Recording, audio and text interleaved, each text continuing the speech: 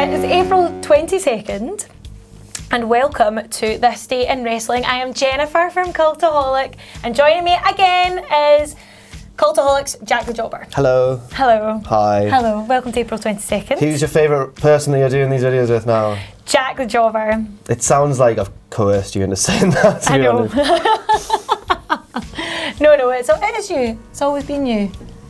Until we Fine. film some other ones with other people. Ha ha ha ha. I jest. Let's cut into it, shall we? Yes, please. Oh, 2000. ECW. Cyberslam. Tommy Dreamer wins. Finally. Well, the thing with Dreamer was that he always came close and then never quite did. Yeah, no, he was always. But he was like the heart and soul of it, and they always really Exactly. wanted him to. And he won it and then lost it immediately. That was the whole story. But then he later said that he wanted to go his whole run without ever winning it. Do you believe that? I know you don't, because before we started rolling, you went lies. Do you think he wanted to? Of course. I think it's everybody's like they get into it and they kind of do want to. But I think if it's been written that way, then he's probably just been like, well, I'll probably be more remembered if I didn't ever. But it was always, do you know what I mean? It seems more epic if it's like I never quite got there. Do you know what I mean? Like, I do know what you mean. but I think everybody goes into it thinking like, definitely want to win this. Yeah. Like, I don't think it ever set out from day one being like, this is it, lads. Yeah. But then he didn't just win it. He also won the WWE ECW one as well, and became the only person I think to win both. So like he kind of super won it in a way. But then what did you make? I'll just ask that. What did you make of WWE's ECW? No, not for you. Not for me. To be fair, like I really like ECW, but again, it was a promotion that I went back and watched after I like got into wrestling, and I really liked it. So it kind of, I don't know. I mean, I liked it. I think it gets quite a bad rep from a lot of people, but see, when I watched it, like, I mean, I was still young and I was just into watching like all the kind of folk from back then. Like I was into it, but it just didn't have that ECW feel, obviously. No, it didn't. It was quite strange, wasn't it? It was strange, but it was nice to see like all the folk from it. And I think that's kind of what I was more invested in. It brought through some people like Punk started off in there. My mind just went Shannon Moore. Sorry, Shannon was there for a bit. Morrison went there for a bit.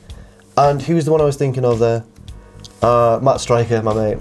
Matt Striker. Your mate?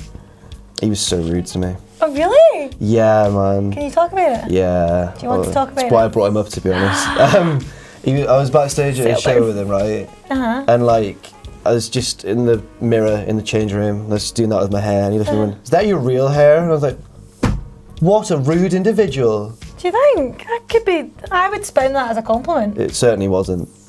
Was it not? Certainly not, no. Stop grinning, he does every video just for cheese there laughing. I've got a Matt Striker story. Go on. Join in. Again. Pull up a pew. Matt Striker, I was doing talkback for WCPW, Name Redacted Pro Wrestling. And he was doing the commentary for it.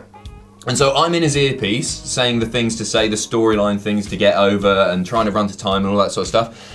And then he, after every time the ring announcer goes, "This match is set for one fall," and of course all the fans go, "One fall!" Fine, not a problem. Matt Striker started doing it. Matt Striker started going, "One fall," and I said, the first one was like, "Oh, Matt, don't do that." But like, who am I to tell Matt Striker not to do something? And then he just did it after every match.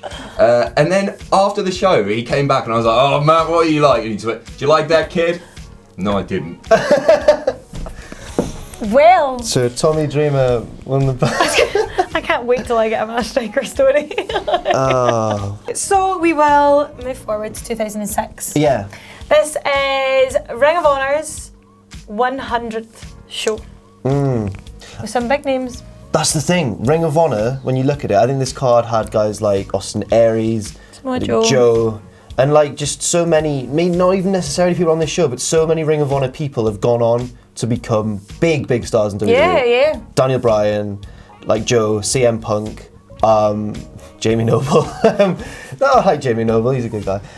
But it's weird. Seth Rollins, that's who I was thinking of. He was Tyler Black in Ring of Honor. It's just weird that in the mid 2000s, around the time of this show, Ring of Honor were looked at as like the anti-WWE, and all these guys were not WWE type stars. Yeah, no, definitely. And it's just like strange that they then went on to become big WWE stars. So that's quite interesting. Do you think then maybe Ring of Honor had maybe a wee more of an insight into the future? Do you think WWE have looked into things like Ring of Honor and gone, I'll have a wee bit of that? I think they sort of dictated the future in a little way. Like they were really cool in the way they did it. Everyone was like, "Ooh, who are these guys?" Yeah, because they're not the people that you're used to see. Yeah, like you're kind of like not your force-fed type. Yeah, or the style as well, because it was faster paced and it was all martial arts based and stuff. And then it, even though it got like changed for WWE when some of the guys went over there. I think they might have looked at them and thought, these guys are kind of like how they might look at guys like Ricochet and Ospreay now for the future, more high flying stuff. Yeah. But I just thought. Do you think as well, like the internet had a huge impact on all that? Because these are the guys that were being talked about on the internet. No, I hate internet wrestling fans. All of you. Hate them. No, they're so like. So no, do you know rude, what I mean so though? rude. Because, no, like, I don't care. They're so rude. They're so rude on Twitter and that. They really are, though. Are they nice to you? I don't know. Nobody really talks to me. Oh, right, okay. Cool. You're just happy to get a house. Do you know what? I'm just happy to have Wi-Fi. I'm so sorry for cutting you off. What were you? No. Like as I'm saying, like you're saying, like Tyler Black and all that. These were names I heard through the internet. Yeah. Like forums, like these. Like I didn't watch Ring of Honor, so I wouldn't have, known who these guys are. So, and I did genuinely think that maybe WWE wouldn't have looked at them until this whole rise of the internet and like looking into what people are talking about, and then maybe they were like, And now it's changing the other way. So you got like Cody and like all the people who wear and they've taken they've gone the other way. Or like guys even who just the internet's so popular now that it's really made their careers. They don't need to go to WWE, like the Young Bucks. Yeah. It's crazy. Check they well? No, I think they've got much more to gain. Just. Do you think? Yeah. Do you not? Do you think they go to WWE? Wow. Which one's your favourite out of the two? Not really a fan. Okay, okay. Mine's Matt. And on to 2013. Big announcement. Total Divas is coming to the E Network. Yeah, they announced Are you a fan? it. I've not really watched it, honestly. Are you a fan? Yes. Yeah? What's the appeal? Go on. Oh, it's so embarrassing because it is just a total like car crash telly, like all that kind of reality stuff. It's like, I suppose it's like a lot of people who just like to kind of know the inside. I mean, it's completely scripted. Like it's not actually real. It's not. Yeah. Yeah, I mean, it's completely like all these things are though. Like yeah. I'm not actually sure if there is a disclaimer at the beginning of it where it says, like some things are made for TV and stuff.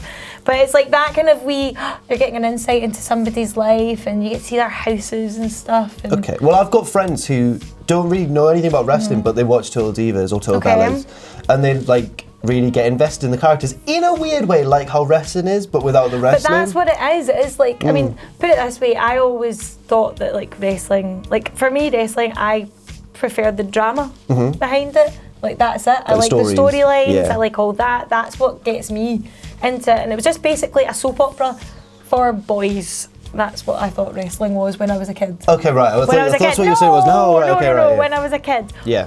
And then it's kind of, I can see why a lot of like girls now who are really into like all the Kardashians, all the kind of programs would get into it. Maybe it's brought some new fans like who maybe were into reality TV and then now they've watched that and thought maybe I'll give wrestling a bit of a, because obviously they talk about storylines and like people feuding and stuff in it and sometimes they talk about like it shows you them training or practicing and it's like it shows you how like tough it is as well, how dedicated you be. Although I'm sure there was one episode once where is it Jimmy Uso who's with Naomi? Yes. And at one point they're having like an argument or something, and then she hits him with what is meant to be a shoot Hurricane Rana. And I saw people on the internet going, you can't hit someone with a shoot. They've got to do a forward roll for you. Like you can't just. And in the storyline or in the show, she hit him with a shoot Hurricane Rana, and he was like, "What the hell are you doing?" and all this, and it was like. I don't actually remember this. My stomach just rumbled really loudly. You're right. Yeah, no, okay. It was really long, and I was like, "Why is it not stopped?" They probably wouldn't have picked it up as well. Oh, sorry. It's okay. I don't remember this episode of Total Divas though. Maybe it was Tough Enough. No, because it can't have been Tough Enough. Maybe let us know if you're a Total Divas expert out there, historian. Then let us know if that was from an episode. I think it was. I don't know. Let me know your proper job title as well, because that would be hilarious. Total Divas historian. Yeah. Just as a hobby, I didn't think there was actually a Total Divas historian out there. Degree in it. The Total Divas has evolved over the years. I don't know if you know this, you're not a fan. I'm listening. But like, I mean, it was started off with people like, it had Paige and it was Natalia. I mean, there's actually only like been a couple of them saved, like the Bellas and Natalia and Naomi. They're all kind of originals.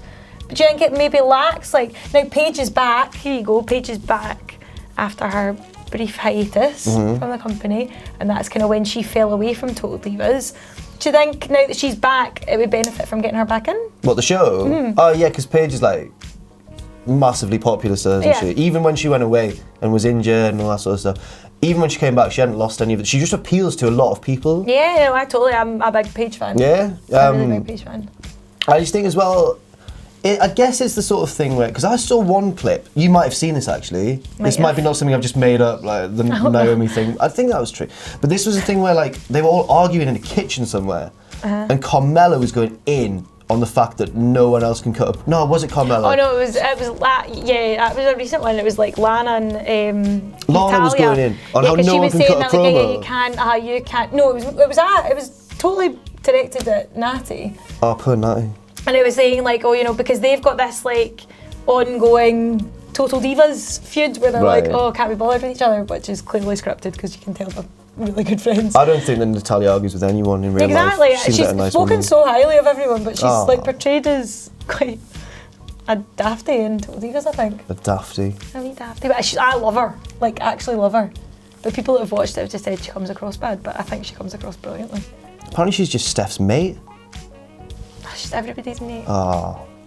Be mine. So that was this day in wrestling, and you can follow me on Twitter here. If you like what we do at Cultaholic, you can support us by pledging to our Patreon, patreon.com/Cultaholic. And most importantly, don't forget to hit subscribe and join us.